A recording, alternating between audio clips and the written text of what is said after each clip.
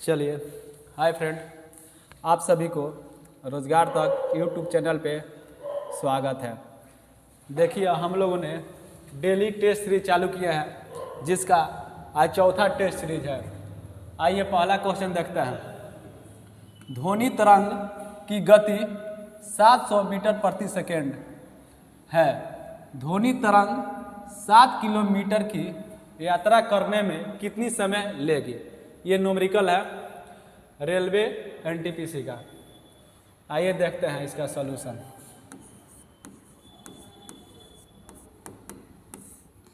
इसमें दिया है ध्वनि तरंग की गति। ध्वनि तरंग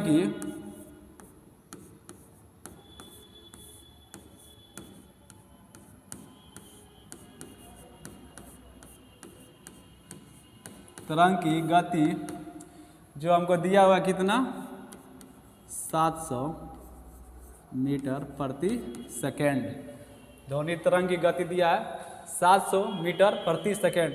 पहले हमको क्वेश्चन में देखना है क्या दिया हुआ है, क्या ज्ञात करना है। अब देखिए, ध्वनि तरंग 7 किलोमीटर की यात्रा करने में कितना समय लगेगा, हमको समय ज्ञात करना है। दूरी कितना दिया है, दूरी दिया हुआ है हमको 7 किलोमीटर। हमको समय ज्ञात करना है कि समय कितना समय लगा। समय इक्वल टू वाट। आइए देखते हैं। आप मैथ में पढ़े होंगे,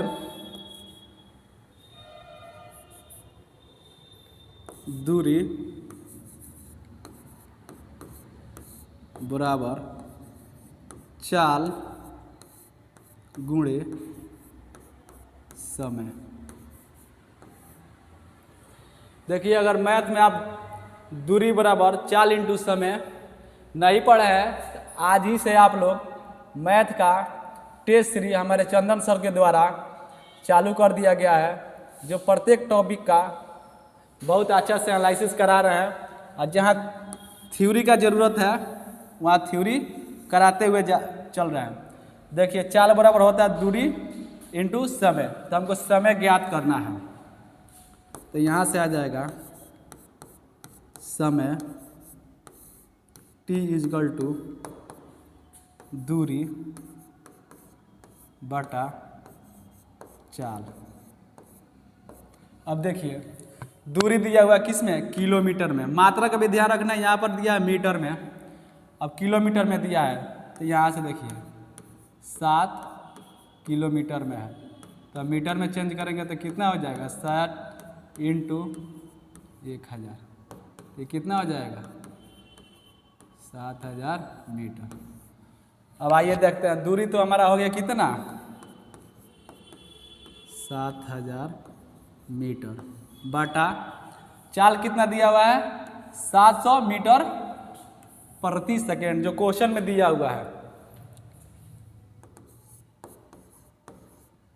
700 मीटर प्रति सेकेंड।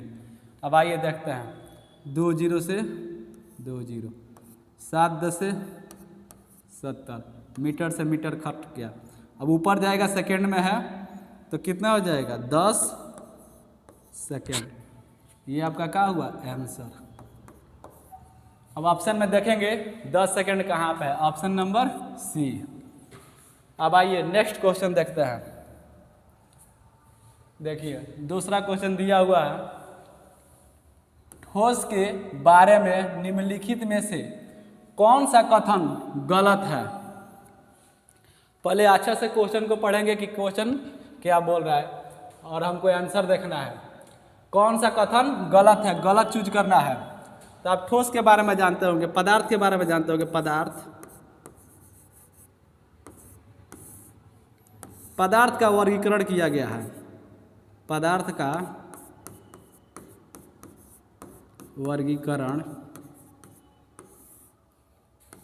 वर्गीकरण किया गया 2 भाग में। एक भौतिक आधार पर,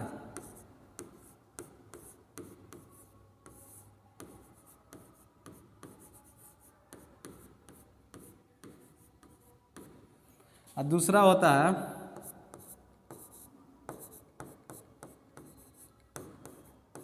रासायनिक आधार पे।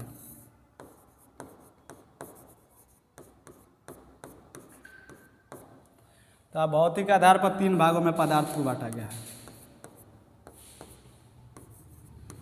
ठोस, द्रव, गैस।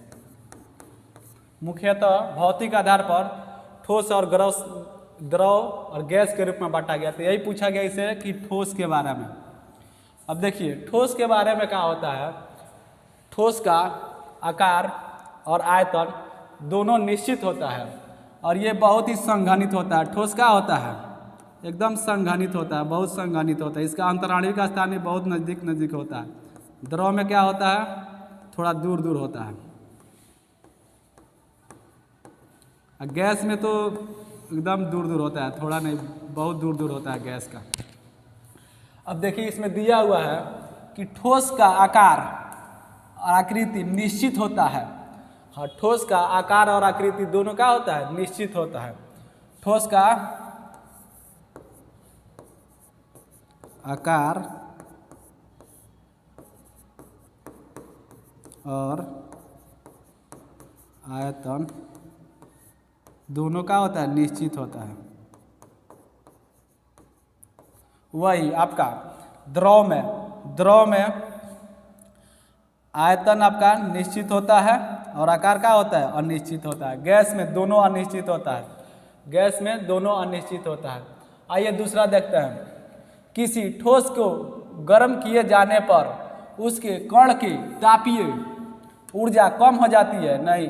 यह द्रव में परिवर्तित हो जाता है, नहीं। द्रव के रूप में क्या होता है, परिवर्तित नहीं होता है। किसी ठोस के संघटक कण के बीच लगने वाले अंतर आणविक बल बहुत प्रबल होते हैं। हाँ, बहुत प्रबल होते हैं। जो अंतराणविक बल होता है, जैसे ठोस में हो गया, जो अंतराणविक स्थान होता है वो बहुत घना रहता है, जो बहुत करीब करीब रहते हैं। द्रव का उससे अंतराणविक स्थान सबसे अधिक किसमें होता है,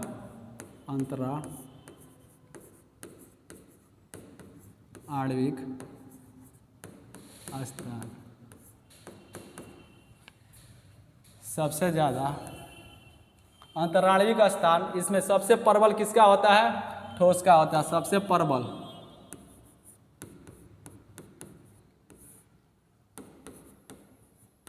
ठोस का होगा, उसके बाद से क्या होगा, द्रव का होगा, फिर क्या होगा, गैस का होगा। तो ये भी सही है। अब नीचे दिया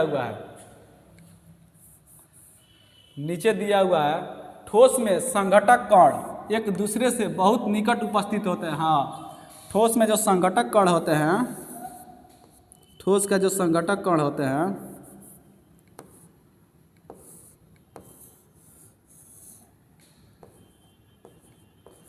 ठोस का संघटक कण होते हैं वो बहुत नज़दीक होते हैं।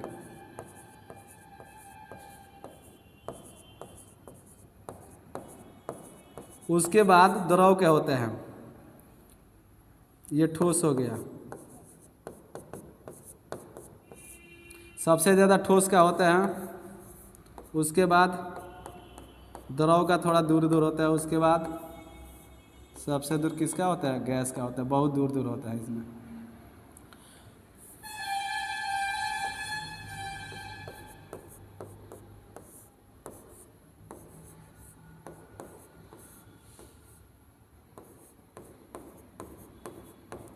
सबसे अधिक सॉलिड, उसके बाद से लिक्विड, तब गैस क्या होता है। संघटक कण सबसे अधिक किसका होता है, संघटक कण में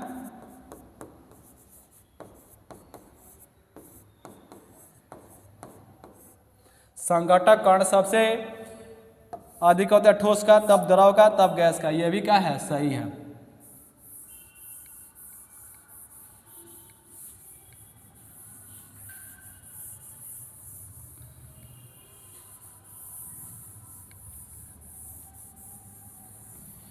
तो इसमें दिया हुआ है एक भी सही है। किसी ठोस का आकार और आकृति निश्चित होते हैं जो स्वतः परिवर्तित नहीं होते हैं, ये अपने आप परिवर्तित नहीं होते हैं, ये भी सही है। किसी ठोस को गर्म किए जाने पर उसके कण की तापीय ऊर्जा कम हो जाती है, नहीं। जिसे द्रव रूप में परिवर्तित होता है, नहीं, परिवर्तित नहीं होता है। ये क्या है? गलत है। अगला देखिए, किसी ठोस के संघटक कण के बीच लगने वाले अंतर आणविक बल बहुत प्रबल होते हैं जो कणों को स्थिर स्थिति को में बनाए रखते हैं। सही है, बनाए रखते हैं। ठोस में संघटक कण एक दूसरे से बहुत निकट होते हैं। हाँ, होते हैं, ये भी सही है। तो आपका आंसर क्या हो जाएगा? बी हो जाएगा, क्योंकि दिया हुआ कौन सा गलत है, तो ये वाला गलत है। आइए नेक्स्ट क्वेश्चन देखते हैं। देखिए, ये भी एक न्यूमेरिकल दिया हुआ है। आप सभी को सभी क्वेश्चन मिक्स मिलेगा क्वेश्चन, जैसे बायोलॉजी का क्वेश्चन हो गया, physics, chemistry, numerical plus theory. उसके साथ आपका क्वेश्चन चुनिंदा दिया जाएगा जो प्रीवियस ईयर में पूछा हुआ होगा और कॉन्सेप्चुअल होगा। देखिए, दिया हुआ है 220 वोल्ट पर किसी विद्युत बल्ब के तंतु में 0.2 एम्पियर धारा 10 मिनट तक बहती है। कितने मिनट तक है? 10 मिनट तक है। इसमें कितनी विद्युत ऊर्जा व्यय होगी? अब हमको इसमें देखना क्या क्या दिया हुआ, क्या हमको ज्ञात करना है। तो देखिए, होता है विद्युत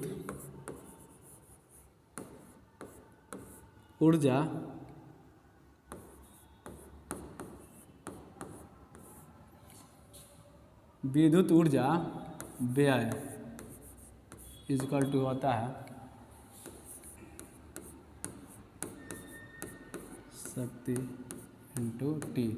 शक्ति बराबर होता है, अब देखिए इसमें दिया हुआ है भी का मान कितना दिया है? 220 वोल्ट।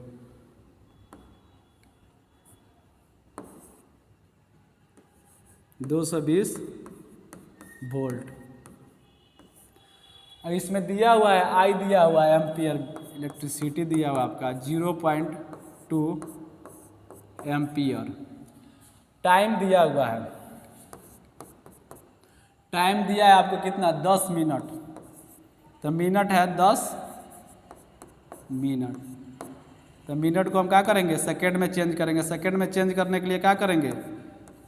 60 से गुणा कर देंगे, तो ये आपका कितना हो जाएगा? 600। भी इक्वल टू शक्ति इक्वल टू होता है भी आई।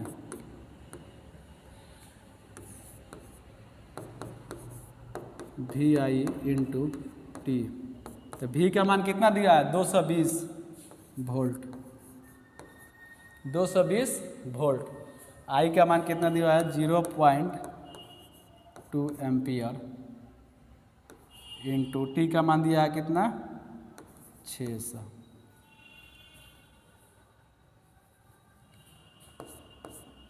अब देखिए, अब इनको मल्टीप्लिकेशन करेंगे।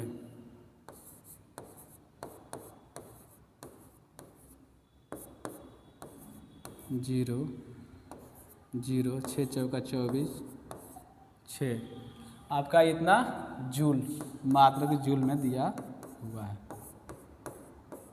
यही आपका आंसर हो जाएगा। देखिए कितना नंबर में दिया है? सी। इसका आंसर हो जाएगा सी। 60 सेकेंड होगा यहाँ पर, सॉरी।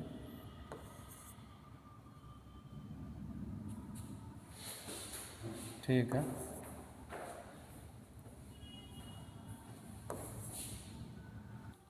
चलिए देखें, यहाँ पर एक दशमलव दिया हुआ तो इसको हटा देंगे। ठीक है, इसको 0 से 0 काट देंगे तो आपका हो जाएगा कितना?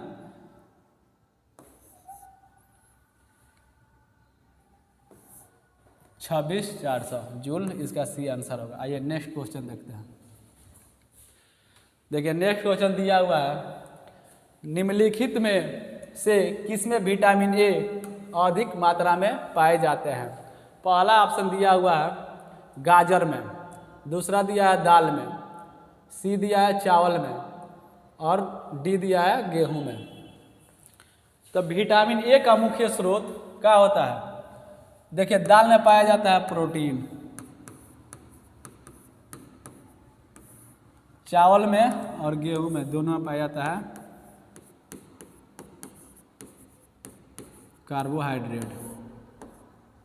कार्बोहाइड्रेट पाया जाता है। और विटामिन ए का मुख्य स्रोत क्या है? गाजर है। आइए नेक्स्ट क्वेश्चन देखते हैं, मैचिंग वाला है। इसमें दिया है सुमिलित कीजिए, सूची 1 से सूची 2 को सुमिलित कीजिए। अब देखिए ए नंबर में दिया है गोबर गैस। गोबर गैस का फॉर्मूला होता है CH4। दूसरा दिया हुआ है कोल गैस। कोल गैस का होता है आपका H2 plus CH4 plus CO। Producer gas, producer gas का होता है आपका CO प्लस N2। अब है वाटर गैस।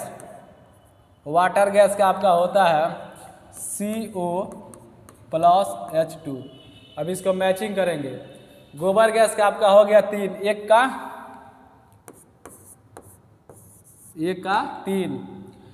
बी का कोल गैस, कोल गैस का होगा H2 plus CH4 plus CO। B का आपका 4।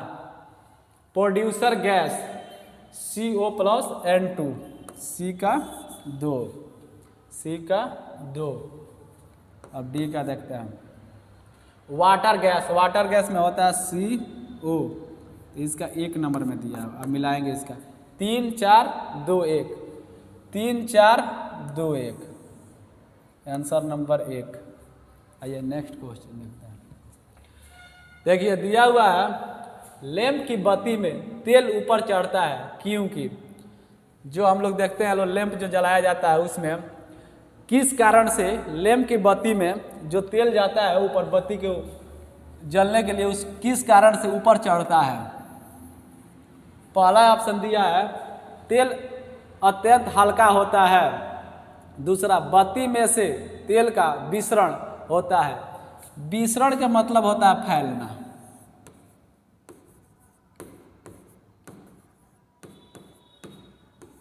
विसरण का मतलब होता है फैलना। सबसे अधिक कौन मतलब कैसे फैलता है? सबसे ज़्यादा गैस फैलता है। गैस का फैलना सबसे अधिक होता है। अब देखिए पृष्ठीय तनाव का परिघटना के चलते, पृष्ठीय तनाव के कारण वर्षा का जो वर्षा होता है, वर्षा का बूंदे गोलाकार होते हैं।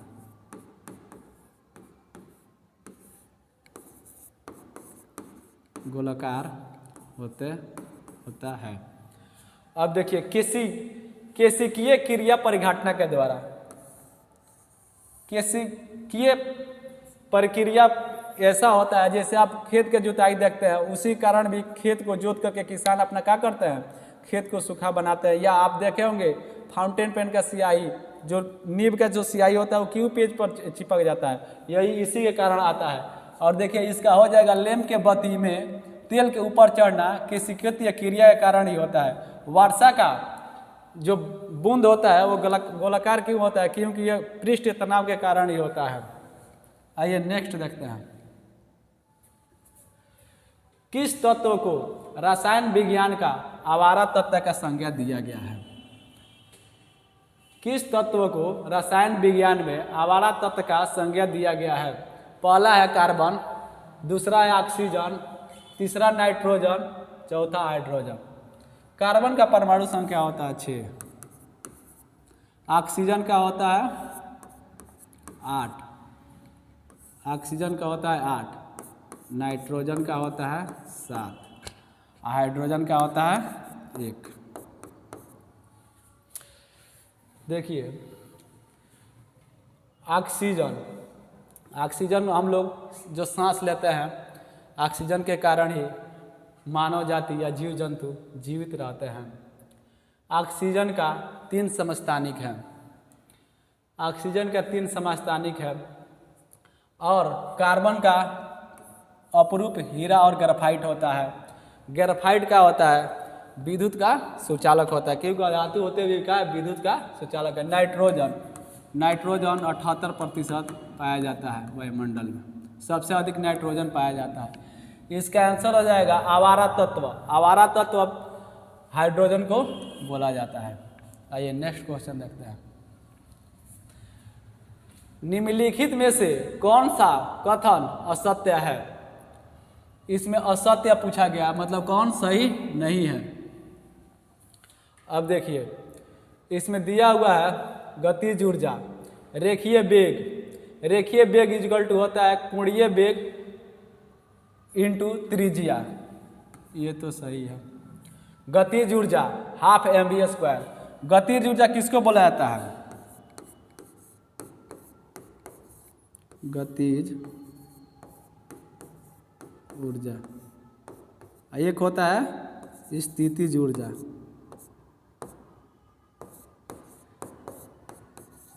स्थितिज ऊर्जा, गति के कारण जो ऊर्जा उत्पन्न होती है उसको गतिज ऊर्जा बोला जाता है। गति के कारण जो ऊर्जा उत्पन्न होती है उसे गति के कारण ऊर्जा को गतिज ऊर्जा, और जो स्थिति के कारण ऊर्जा उत्पन्न होती है उसे स्थितिज ऊर्जा।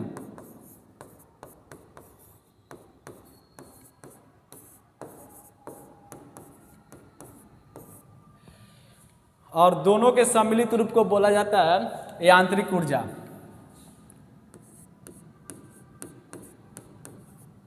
गतिज ऊर्जा प्लस स्थितिज ऊर्जा इक्वल टू क्या होता है? यांत्रिक ऊर्जा। क्वेश्चन पूछता है कि गतिज ऊर्जा प्लस स्थितिज ऊर्जा के सम्मिलित रूप को क्या बोला जाता है? तो इसको बोला जाता है यांत्रिक ऊर्जा। अब देखिए, गतिज ऊर्जा का होता है हाफ mv², और स्थितिज ऊर्जा का होता है mgh। तो गतिज ऊर्जा दिया हुआ है, m यहाँ पर क्या है? मास है, जिसको द्रव्यमान बोला जाता है। v का है? वेग, वेलोसिटी, ये भी सही है। संवेग इक्वल टू होता है, संवेग बराबर होता है क्या चीज? द्रव्यमान इंटू वेग। यहाँ पर दे दिया है त्वरण। वेग में परिवर्तन के दर को त्वरण बोला जाता है। वेग दिया है, वेग इक्वल टू दिया है विस्थापन बटा समय। ये जो भी नोट्स लिखाया जा रहा है, जो शॉर्ट नोट्स करके लिखाया जा रहा है बोर्ड पर, उसको नोट करते जाइएगा कॉपी में। ये सब छोटा छोटा पॉइंट लिखते लिखते एक दिन बहुत ज़्यादा ये सब बेनिफिट देगा आपको एग्ज़ाम के टाइम में। रिवीजन केवल करिएगा, उसके बाद से आप लोग को एग्ज़ाम में बहुत बेनिफिट मिलेगा। अब आइए देखिए, विस्थापन।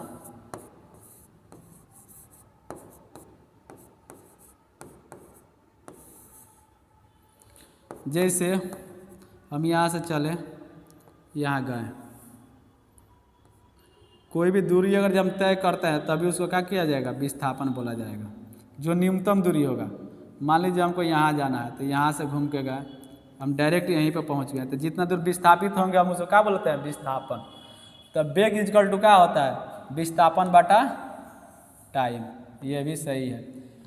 तो इसका आंसर क्या होगा? इसमें कौन असत्य है? तब संवेग इक्वल टू होता है द्रव्यमान इंटू वेग, यही असत्य है, ये असत्य है। आपका आंसर हो जाएगा सी। आइए नेक्स्ट क्वेश्चन देखते हैं। अब दिया है, अब आपका क्वेश्चन दिया है, अम्लीय वर्षा के लिए उत्तरदायित्व गैस प्रदूषक, गैसीय प्रदूषक, अम्लीय वर्षा के लिए उत्तरदायी गैसीय प्रदूषक है, जो गैस के अवस्था में प्रदूषक के रूप में कार्य करता है। कार्बन डाइऑक्साइड CO2, मीथेन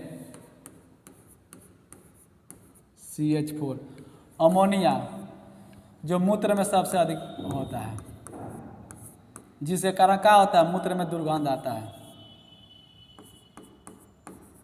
दुर्गंध किसके कारण आता है? अमोनिया के कारण आता है। Sulphur dioxide SO2, carbon dioxide पहला ऑप्शन है। दूसरा मीथेन है। मीथेन दलदली जगहों पर सबसे अधिक पाया जाए, जैसे धान के खेत में,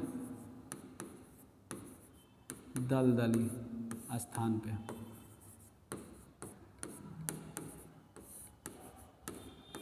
मीथेन दलदली स्थानों पर सबसे अधिक पाया जाता है।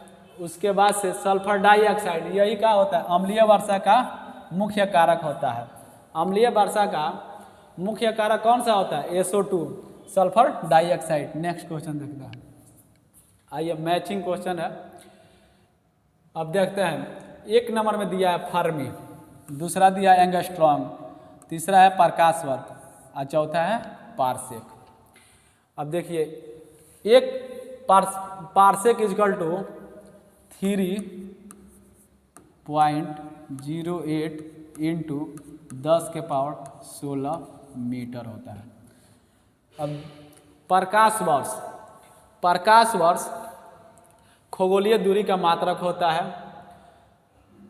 एक प्रकाश वर्ष बराबर होता है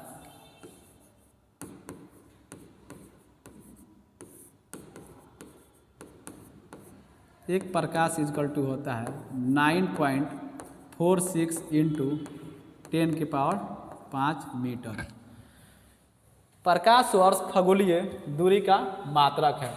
पारसेक भी दूरी का ही मात्रक है ये। अब देखिए, अब दिया हुआ एंगस्ट्रॉम।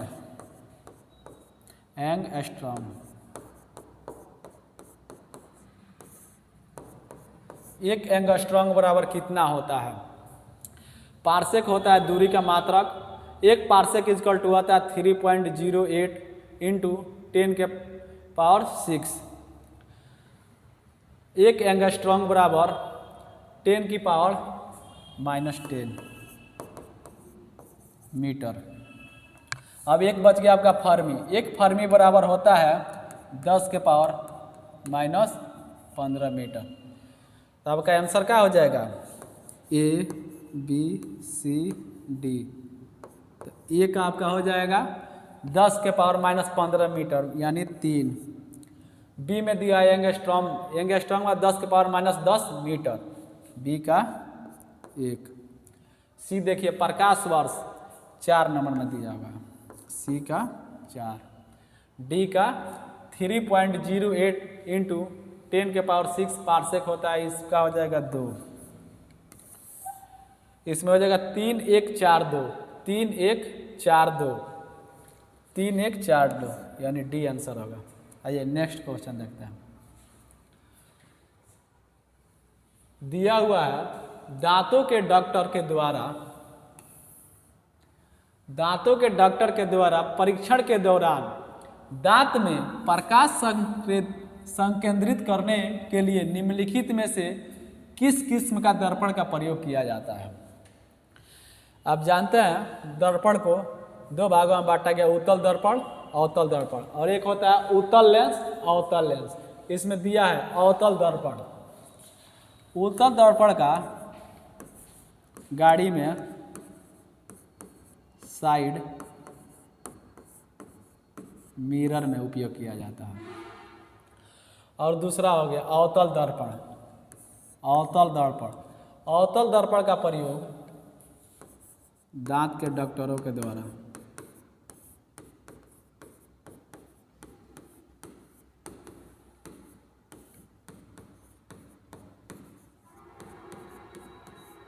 दाढ़ी बनाने में,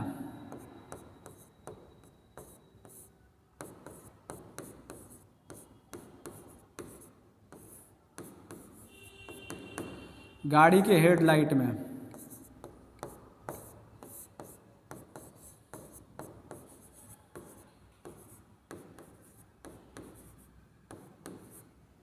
गाड़ी के हेडलाइटों में अवतल दर्पण का प्रयोग किया जाता है। साइड मिरर में अवतल दर्पण का प्रयोग। इसमें दिया दांतों के डॉक्टरों द्वारा परीक्षण हेतु प्रकाश के संकेंद्रित करने के लिए निम्नलिखित में से किस दर्पण का प्रयोग किया जाता है, अवतल दर्पण का प्रयोग किया जाता है। नेक्स्ट आइए देखते हैं।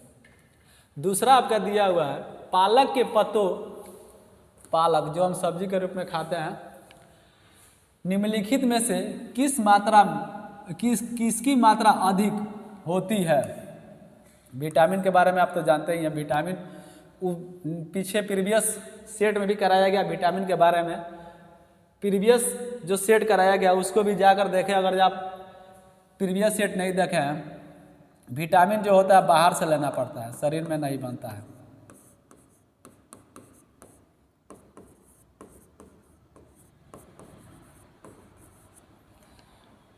आयरन रक्त में आयरन पाया जाता है। रक्त में आयरन ही पाया जाता है। पालक में भी आयरन की मात्रा होती है, ये आंसर हो जाएगा। कार्बोहाइड्रेट, जैसे हम चावल खाते हैं, कार्बोहाइड्रेट का मुख्यतः स्रोत होता है चावल, गेहूँ। वसा, जिसको हम फैट बोलते हैं, फास्ट फूड से अधिकतर वसा की मात्रा का हम लोग कैलोरी में सबसे अधिक मिलता है क्या चीज़? वसा। आपका आंसर हो जाएगा क्या चीज़? बी। पालक के पत्तों में निम्नलिखित में से किसकी मात्रा सबसे अधिक होती है? आयरन की मात्रा सबसे अधिक होती है। आइए नेक्स्ट देखते हैं। निम्न में से कौन सी धातु रोशनी बल्बों में फिलामेंट में, जैसे जो बल्ब होता है जो फिलामेंट बना होता है, वही पूछ रहा है कि इसमें निम्न में से किसका प्रयोग किया जाता है? इसमें टंगस्टन का प्रयोग किया जाता है। फिलामेंट में किसका प्रयोग किया जाता है? टंगस्टन का। चांदी विद्युत का स्रोत में चालक है। चांदी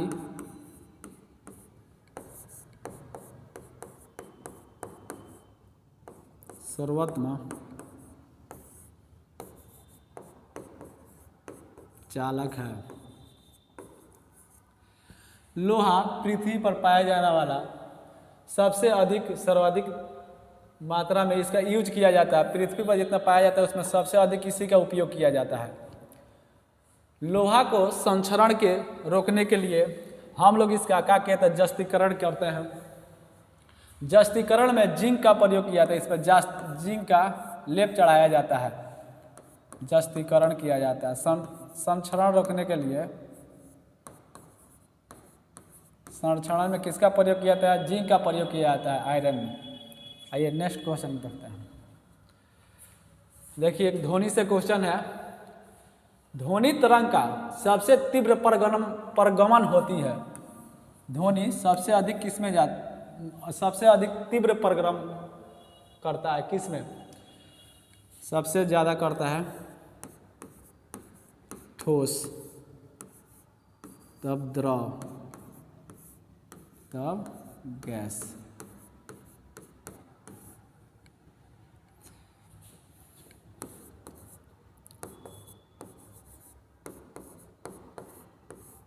ध्वनि का गमन, ध्वनि का गमन सबसे अधिक ठोस में होता है, उसके बाद द्रव में होता है, तब गैस में होता है। निर्वात में ध्वनि का गमन नहीं होता है।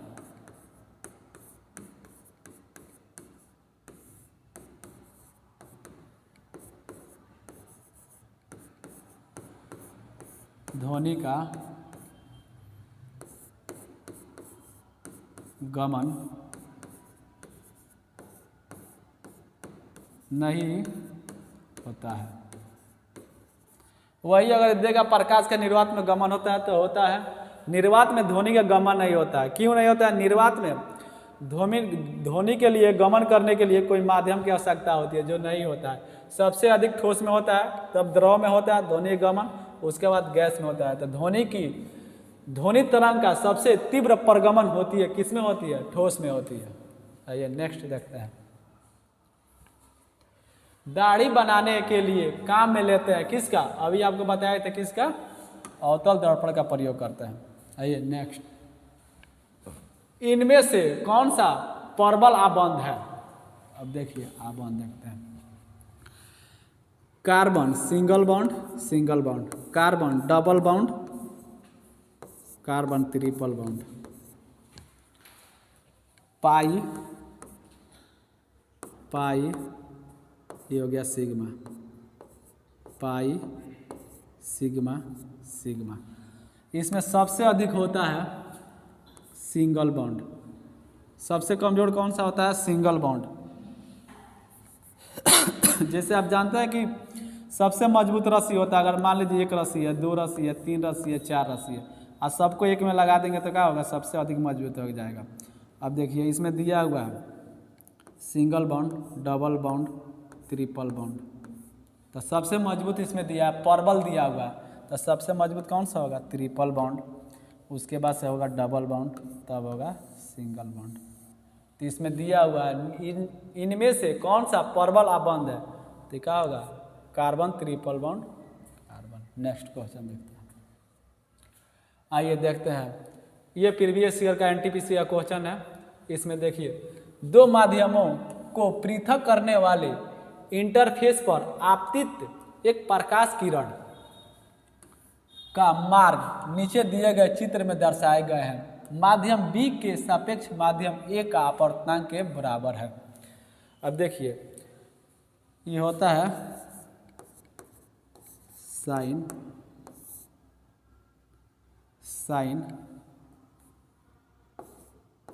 45 बटा साइन 30। साइन 45 का मान होता है 1/√2 और साइन 30 का मान हो गया 1/2। अभी इसको देखिए, 1/√2 इंटू 2। अब हम इसको हल करेंगे, 2 इंटू ऐसे भी लिख सकते हैं 1/2, इसका परमेयकरण करेंगे तो 2 इंटू √2। आप सभी मैथ या कैलकुलेशन, आप लोग मैथ या क्लास चंदन सर से ज्वाइन कर ले और उनका पर डे क्लास में कैलकुलेटिव क्वेश्चन रहता है, उनसे कैलकुलेशन करना सीख लें। अब देखिए 2 इंटू √2, अभी हो गया क्या चीज़ 2, तो ये कट गया, तो इसका आंसर हो जाएगा √2। Answer number D. अगला क्वेश्चन देखते हैं। अब दिया हुआ है, एल्कीन का रासायनिक सूत्र क्या होता है। एल्कीन का रासायनिक सूत्र क्या होता है। एक होता है एल्केन, एल्कीन,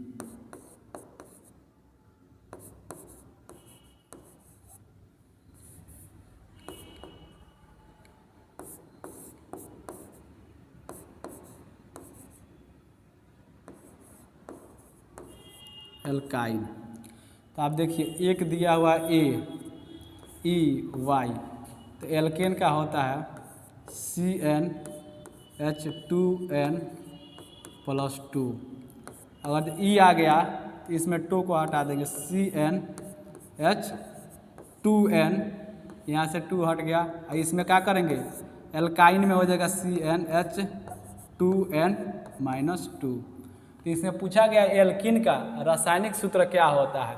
तो एल्कीन का जिसमें ENE है, तो 2 नंबर में इससे क्या होगा, alkene CnH2n+2। Answer number C. ये आपका हो गया एल्केन का, एल्काइन का। ये हो गया आपका एल्केन का। अब देखिए, लास्ट क्वेश्चन था। आप सभी को ये सेशन अच्छा लग रहा है तो अपने दोस्तों में शेयर करें। प्रत्येक दिन यहाँ पर मैथ, साइंस और जीके जीएस का टेस्ट सीरीज चालू कर दिया गया है। आप सभी रोजगार तक चैनल को सब्सक्राइब करें, लाइक करें, अपने दोस्तों में शेयर करें, और अच्छा से अच्छा क्वेश्चन का यहाँ पर एनालिसिस कराया जा रहा है। आप लोग इससे जुड़ना ना भूलें। जय हिंद, जय भारत।